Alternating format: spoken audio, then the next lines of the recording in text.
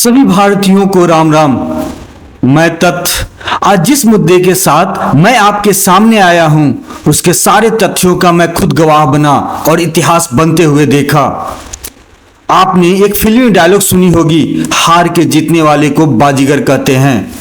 हरियाणा और जम्मू कश्मीर के चुनावी परिणामों से बीजेपी ने यह डायलॉग सही साबित कर दी। नायब सिंह सैनी के मुख्यमंत्री पद के शपथ लेते ही भाजपा और उसके रणनीतिकारों के चेहरे पर एक बहुत बड़ी सुकून आई होगी। आखिर हरियाणा की जीत इतनी बड़ी जीत क्यों है, इसका अंदाजा इस तरीके से लगाइए कि आखिरी बार कब किसी राज्य का पर्यवेक्षक बनते हुए अमित शाह को आपने देखा था। इस जीत को भाजपा किसी भी हाल में किसी विवाद वाली खबर नहीं बनने देना चाहती थी, चाहे वो अनिल बीज का मामला हो या किसी और का, क्योंकि 2024 के लोकसभा चुनाव में बीजेपी को 240 सीट तक सीमित रखने वाले जितने भी मुद्दे थे उन सभी मुद्दों और विरोधियों को भाजपा ने इस चुनाव में जमीन के अंदर दफन कर दिया, जो केंद्र सरकार के कड़े फैसले लेने के लिए और विकास कार्यों को ध्यान देने के लिए बहुत जरूरी था और अपनी गलतियों से सीखा, जो आने वाले चुनाव में उसके लिए एक बहुत बड़ी सबक और फलदायी साबित होंगी। मैं ऐसा क्यों कह रहा हूं, आप इस बात को ऐसे समझिए कि बीजेपी के लिए मोदी और अमित शाह के चुनावी प्रबंधन ने इतनी बड़ी बड़ी लकीरें खींच दी है कि कोई पार्टी 240 सीट जीत कर भी हारी हुई मानी जाती है, जबकि आंकड़ों के हिसाब से उसकी यह तीसरी सबसे बड़ी जीत होती है। निराशा की एक ऐसी लहर पूरे भारत में उसके कार्यकर्ताओं के ऊपर हावी हो जाता है, जैसे उसके लिए 240 सीट की जीत हार के बराबर है।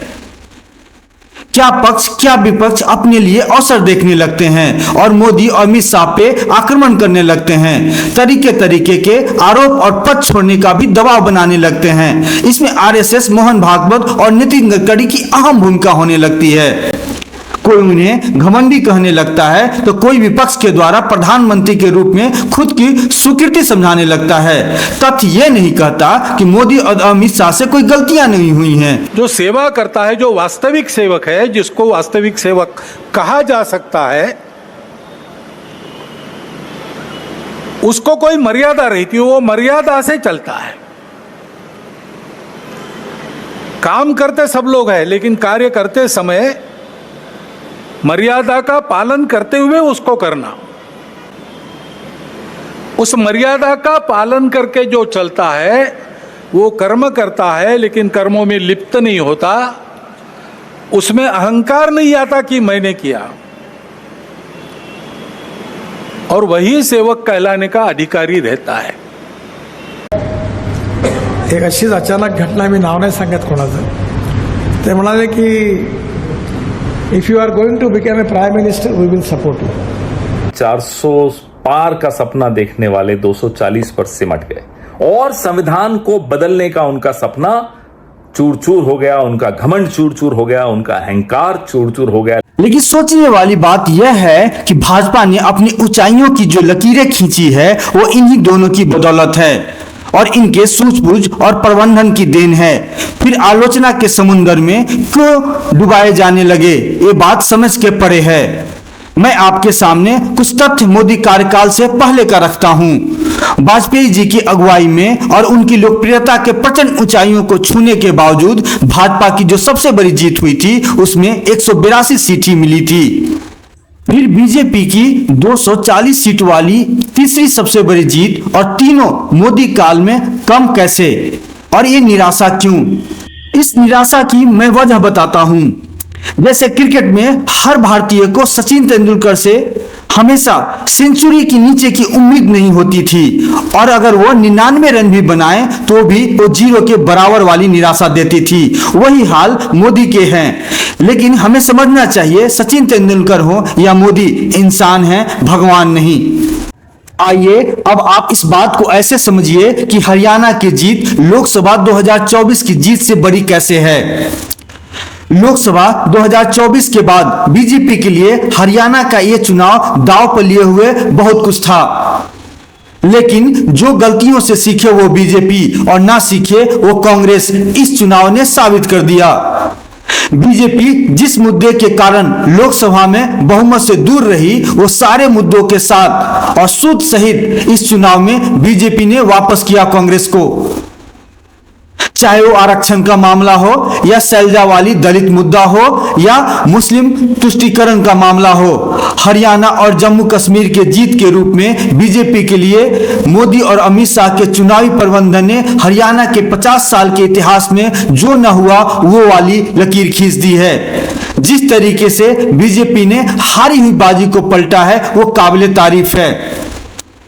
सोचिए जरा, 3 बार की एंटी इनकम्बेंसी हो, किसान, जवान और पहलवान वाला 3 बड़े मुद्दे हो, या जलेबी की फैक्ट्री से लेकर श्री राम मंदिर के उद्घाटन में मंदिर के पीछे नाच गाना वाला मनगढ़ंत किस्से हो, किसी का कोई असर बीजेपी ने नहीं होने दिया।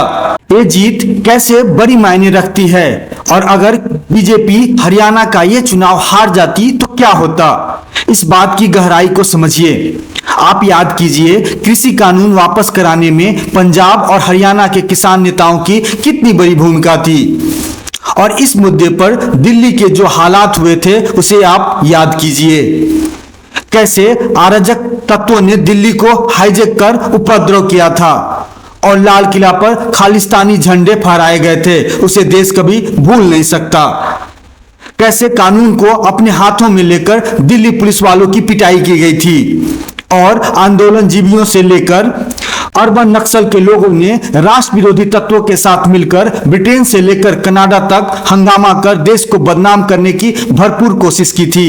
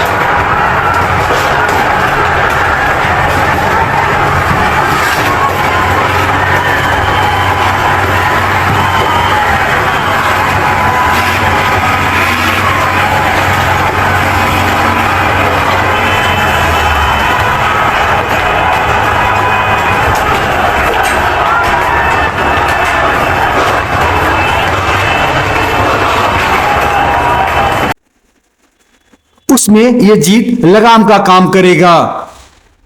किसान, जवान और पहलवान वाले मुद्दे पर ये लोग फिर से आने वाले समय में मोदी के लिए इतनी बड़ी मुश्किल खड़ी कर देते जो देश झेल नहीं पाता और देश अराजकता की ओर बढ़ चलता। दूसरी जो सबसे बड़ी बात बीजेपी के लिए है, यह जीत आने वाले महाराष्ट्र और झारखंड चुनाव में कार्यकर्ताओं के बीच एक बहुत बड़ी संजीवनी का काम करेगा, क्योंकि 2024 लोकसभा चुनाव के परिणाम के बाद जो निराशा फैली हुई थी कार्यकर्ता और नेताओं में, उसमें नए जोश का संचार करेगा।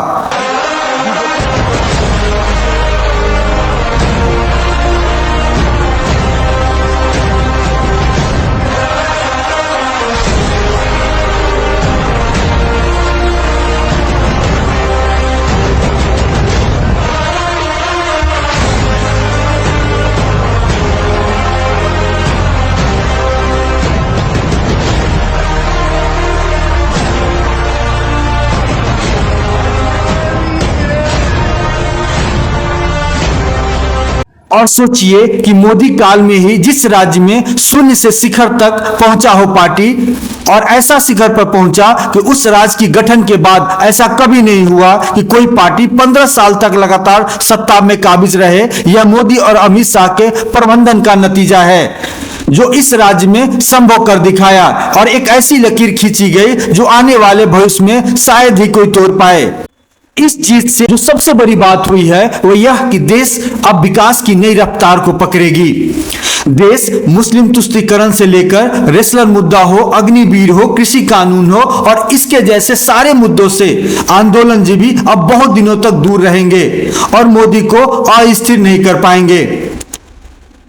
और सबसे बड़ी बात, मोदी के अंदर जो एक निराशा थी और अंदर ही अंदर उन्हें खाए जा रही थी, अब उससे दूर होंगे और पूरी ताकत के साथ भारत प्रथम वाले फैसले खुलकर लिए जाएंगे। कांग्रेस के एक भी नेता ने आज तक कभी नहीं कहा कि हमारे मुस्लिम भाई बहनों में कितनी जातियां होती हैं। मुस्लिम जातियों की बात आते ही कांग्रेस के नेता पर मुंह पर ताला लगाकर बैठ जाते हैं, लेकिन जब भी हिंदू समाज की बात आती है तो कांग्रेस उनकी चर्चा जाति से ही शुरू करती है। कांग्रेस की नीति है हिंदुओं की एक जाति को दूसरी जाति से लड़ाओ। कांग्रेस जानती है कि जितना हिंदू बटेगा उतना ही उसका फायदा होगा। कांग्रेस किसी भी तरीके से हिंदू समाज में आग लगाए रखना चाहती है ताकि वो उस पर राजनीतिक रोटियां सेकती रहें। भारत में जहां भी चुनाव होते हैं वहां कांग्रेस यही फॉर्मूला लागू करती है। अपना वोट बैंक पक्का करने के लिए कांग्रेस समाज में जहर घोलने के हर हथकंडे अपना रही है।